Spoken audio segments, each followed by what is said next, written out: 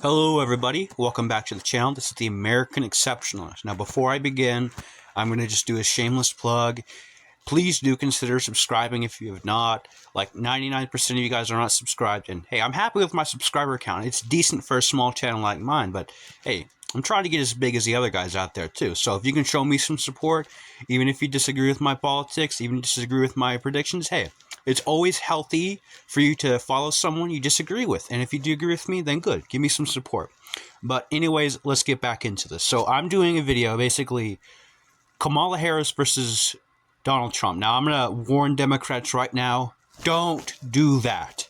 Do not replace Joe Biden with an even more unlikable, unelectable, unpopular president. Please.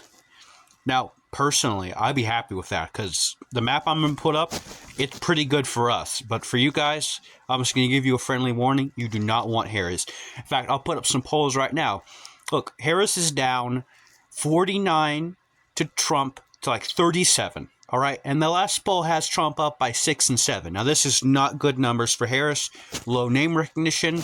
And I'm telling you right now, she's not going to get the working class out in the Rust Belt. You can kiss this baby goodbye if you put up Harris. That's what I'm telling you right now. She's very unlikable. She was destroyed in the DNC debates. It was atrocious, quite frankly. And I'm just going to make a video because she seems to be the most likely candidate to get the position if Biden steps down, which there is some evidence indicating he might. He's canceling fundraisers in Wisconsin, Philadelphia, Texas, these very important locations, these very important events he's canceling. I don't think he's going to step down at the moment personally. Things could change, but at the moment I still have Joe Biden being the Democratic nominee. But anyways, let's get into it. So I don't know why Indiana is toss-up. That was my bad. But I'm just going to start with the safe states. Texas, you're not going to get competitive with Harris. Florida, you're not going to get competitive with Harris. She's Val Demings on steroids, and that's not a good thing.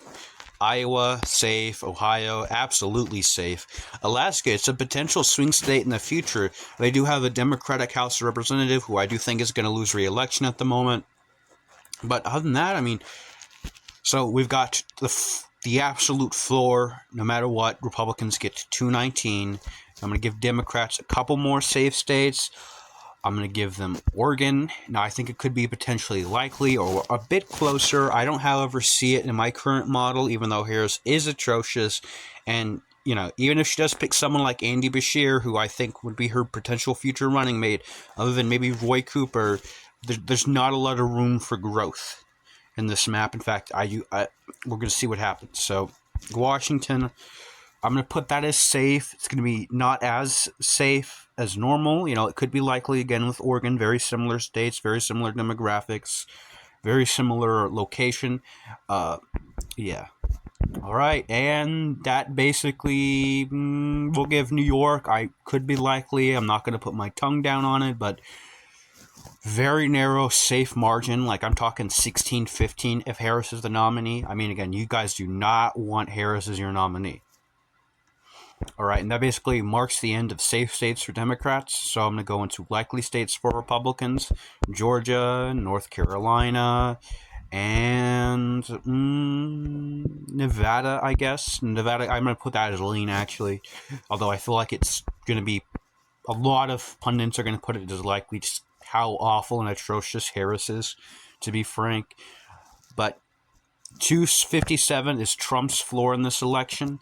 This is atrocious for Harris and the Democrats. Again, you do not want her. I've said that so many times, I'm going to stop saying it, but yeah. And there are some states that, I'm going to move into the likely column for Democrats that shouldn't be likely. I think a lot of polls are up in New Jersey right now that have Trump winning. The margin of error is, enough for Biden to, win if you apply the margin of error, which I don't think New Jersey's going to flip. I've had some people in the comments saying it's going to flip, and, I respect that. It's a very Democratic state. It could flip. Let's aim for the governor's office in 2025. I think Trump winning, I still think there's a chance for us to replace Jack Ciattarelli or Ed Durr, or get someone to replace Phil Murphy. Delaware is an interesting state. It voted extremely to the right in the 2022 midterms on local levels. About 46-47% was the average for a statewide office for a Republican. Very decent for the president's home state.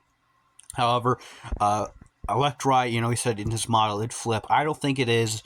Wilmington and Dover, it's already such a tiny state where there's not a lot of room for rural areas to, get out and vote and overcome. And, Wilmington's just too blue. There's just not the key demographics. I think it could be a potential pickup in the future. I absolutely do believe that, honestly. But as of now, likely D. All right. Also, now it's going to lean states, and Trump wins the election. He wins basically every single Rust Belt state by lean. He wins Arizona by lean in a comfortable 312. Now, this is very atrocious results for the Democrats, and I think the only lean state I honestly will give them is going to be Colorado. And Colorado used to be a swing state. If this was 10 years ago, I'd definitely give it to the Republicans in this election. But it's just not anymore. Unfortunately, there's a lot of exurbs and unfriendly to Republicans, a lot of California jobs moving there, a lot of Californians, a lot of leftists from Portland moving to Colorado ever since they legalized weed. It's just harder and harder for Republicans to win the state, and I don't think they're going to do that anytime soon, unfortunately. I'm going to give them Virginia. Now, Harris is, she's just that atrocious. I think it's going to be hard for Republicans to win the state. I don't think it's impossible. I think Trump has a chance against Biden, but I'm not putting my money on it. I mean, it's still a blue state at the end of the day with red trends and red leanings, but at the end of the day, we got to think strategically and put our resources where it matters. As much as I'd like to win Virginia, it's a beautiful state, a lot of potential for elections and economic benefits. I just don't see it happening. I am going to give Minnesota. Now, in my current model, I do have Trump nearly winning Minnesota. That's honestly the most, other than Maine, the most at-risk prediction I have. I'm not as confident as I am with the other states, but we'll see what happens. But, it potentially might even be lean, like a 1 or 2 point victory given the third party splitting because they just don't like Harris that much. And she's a very flawed candidate. All right, and I'm going to give Nebraska's first to Trump narrowly. It is Omaha, so that is another at-risk prediction that I don't have high confidence in it, I will say. Now let's go over to New England. I do think, Maine would comfortably sit in Trump's column at that point. I don't think he's going to win the first district. It'd be a little narrow. That's the most liberal part of Maine, with encompassing Portland and I think maybe Augusta. Now, still a great state, and I say there's a lot of future potential. I do agree with the assessment that, Maine might be a Republican pickup in the near future, and I genuinely agree with that.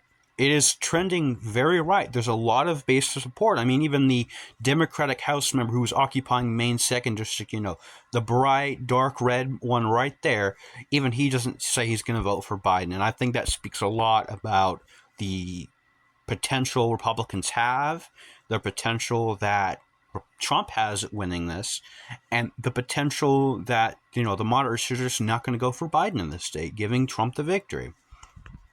All right, now we got 2 states. Both are traditionally Democrat. I think I have very low expectations in New Hampshire. I thought about it. I am going to give Harris New Hampshire, albeit narrowly. Trump is not that popular in the state. He did win the primary there, but he only won it by 7 points, I think maybe 10. I don't think that we're going to see it flip anytime soon. It's a very hard state for Republicans to win. Could it flip? Yes. There is an argument to be made if Trump airs the unrightful prison ads that Kamala Harris put, these innocents or these people who served out their term, keeping them in prison. I think there's a chance that it flips. But Trump is just too unpopular in the state, unfortunately, that I don't think he's going to flip it at this point in time. If the last state I'll be talking about is New Mexico. Now, I think this is a great potential pickup. I think, generally speaking, Trump has a good shot of flipping the state against Harris. This is an at-risk prediction, so take it with a grain of salt. But generally speaking, yeah, I do think Trump would win New Mexico against Harris. There's a lot of potential for pickups in the state. There's a lot of Hispanic voters that are turning right off a cliff, that are finding Trump's message. And like I said about that ad against the prisons, I mean, Kamala Harris did objectively use the prison industrial complex to her benefit and to get free workers. I don't think that's going to sit well with a lot of people in the state, a lot of people nationwide for that matter, not just New Hampshire and not just New Mexico. Now, all that said and done, I think President Trump's going to glide to victory against Harris. It's not even going to be competitive. I don't even want to think about how atrocious the debate performance was. She would only be considered good because she wouldn't do what Biden did, which, I mean, Biden's debate performance has wrecked his campaign. It's made Democrats back off. It's made Democrats want to save their funds for the next presidential election or pour into some seats down ballot. Very, very horrible. I don't think she'd beat Trump in a debate, and I certainly don't think she'd beat any of Trump's potential VP picks in a debate. But yeah, all right, guys, so that's my Donald Trump versus Kamala Harris prediction. Please like and subscribe. Remember, I need the support. Give me support. Thank you guys so much. Please like, comment, subscribe. Tell me what you think below in the comments. Do you think Harris would win? Do you think Trump would underperform against Harris? Do you think he'd win Colorado, New Hampshire, even New Jersey against Harris? Just let me know what you think in the comments. Without further ado, I'll see you guys next time.